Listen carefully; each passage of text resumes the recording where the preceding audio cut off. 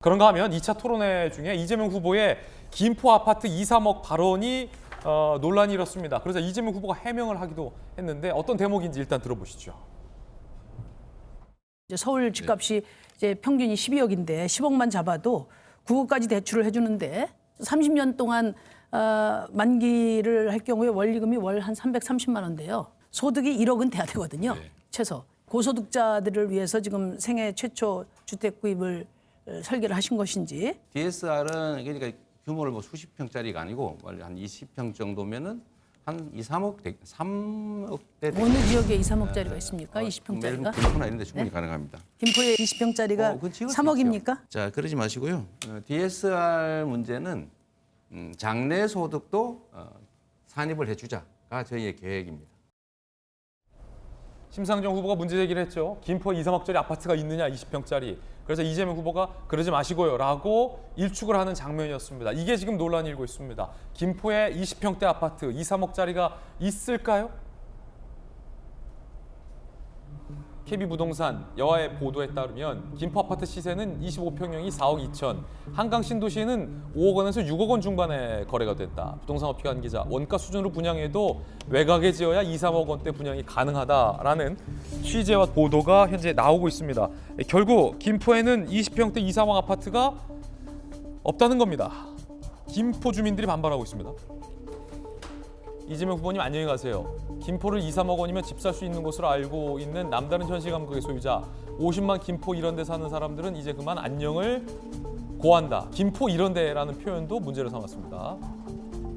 2, 3억 원인데 왜 조정지역이냐. 2부 망천 이후 역대급 발언 매우 불쾌하다. GTX, 김부선, 김포 부천선에 이어 또 김포를 농락했다. 김포 시민들은 이재명 낙선운동으로 당당히 되갚아주겠다라는 커뮤니티 일각의 반응도 나오고 있는 그런 상황입니다. 손종인 변호사님, 그 김포에는 2, 3억대 아파트가 20평대가 있습니까? 김포 주민들이 상당히 좀 반발하고 있는 것 같은데. 그랬었던 적이 있었죠. 그랬었던 근데 적이 많이 있었다. 올라서 시세가 지금 2, 3억대를 찾기는 좀 어려운 수준으로 많이 올랐다라는 점을 이제 지적을 당하신 것 같고요. 다만 대선 후보가 모든 전국 지역의 아파트 시세를 다 외우고 있을 수는 없습니다. 예. 더 중요한 정책들도 많기 때문에 부동산 정책의 큰 흐름, 큰 비전을 제시해야지 어느 지역은 얼마, 어느 지역은 얼마, 뭐 충북의 어디는 얼마 이걸 알 수는 없다라는 그렇죠. 점을 말씀드릴 수 있고요. 이 유권자들도 이 대선 후보가 가지고 있는 부동산 정책, 또 교통 정책, 그리고 이제 지방이라든가 수도권의 어떤 균형 발전 이런 것들을 좀 봐주셨으면 좋겠습니다. 김포 이런 데라고 해서 김포를 비할 의도로 한 것 같지는 않고요. 예. 지금 김포 지역이 9호선을 타고 다니는 직장인들이 굉장히 많이 다니고 젊은 사람들이 많이 살거든요. 우리 사무실에 직원들이나 변호사님들도 김포에서 많이 왔다 갔다 합니다. 그래요? 그만큼 뜨거운 지역이어서 김포의 관심을 오히려 촉발하는 발언이 될 수도 있기 때문에 지나치게 우리 동네를 비하했다 이렇게 상처받지 않았으면 좋겠습니다. 예, 자 여당에서는 해명을 했습니다. 김포 이런데 2, 3억 이재명 후보의 발언은 시세가 아니라 분양가다라는 해명입니다. 김포 시세를 말한 게 아니라 공항 인근 부지 청년 주거 전용 20평 아파트를 2, 3억대 분양 가능하다는 취지였다. 청년 무주택자 주거 공약 설명한 것이다 라고 해명을 했습니다. 그러면서요. 자 그러자 국민의힘에선 성남시장 경기지사 때 정신이 딴 데 가 있으니 김포가 땅값, 집값도 싼 낙후된 지역으로 인식하는 건 아니냐라고 반박을 했습니다. 일단 전재소님께 좀 해명을 좀 더 들어봐야 될 것 같은데 이재명 후보가 아까 토론회 때 언급했던 게 시세 얘기 아니었어요? 네, 그러니까 저렇게 공항 인근 분양가. 네, 예. 그러니까 저렇게 그러니까 김포 시민들께서 이제 불쾌해 하시는 것처럼 저렇게 말씀하실 리가 없죠. 예.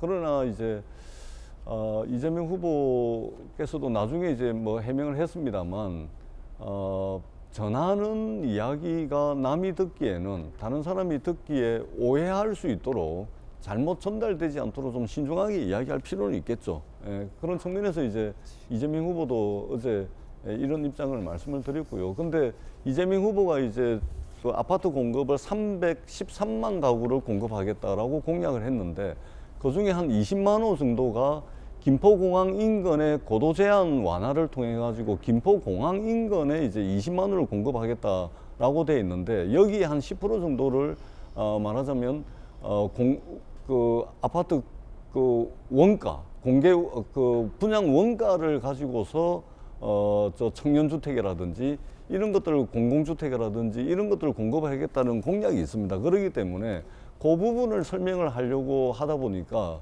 이제 이야기가 김포 시민들께서 불쾌해하실 그런 이야기로 좀 와전이 된 것 같다라는 말씀을 드리고 예. 그리고 저쪽에 이제 심상정 후보가 이제 DSR이라든지 이런 부분들까지 곁들여서 이야기를 했기 때문에 그것을 설명하는 와중에 좀 잘못 전달된 측면이 있는 것 같습니다. 지금 서울 수도권에 2, 3억대 아파트가 어디 있습니까? 예. 이재명 후보가 이제 그것을 뭐 모를 리는 없고 김포 이런 데라는 표현은 이제 김포공항 인근에 20만 호 주택 공급 계획에 대해서 이제 설명하는 와중에 이제 그렇게 말씀을 하신 게 아닌가 이렇게 생각을 합니다. 예, 김명희 대변인요.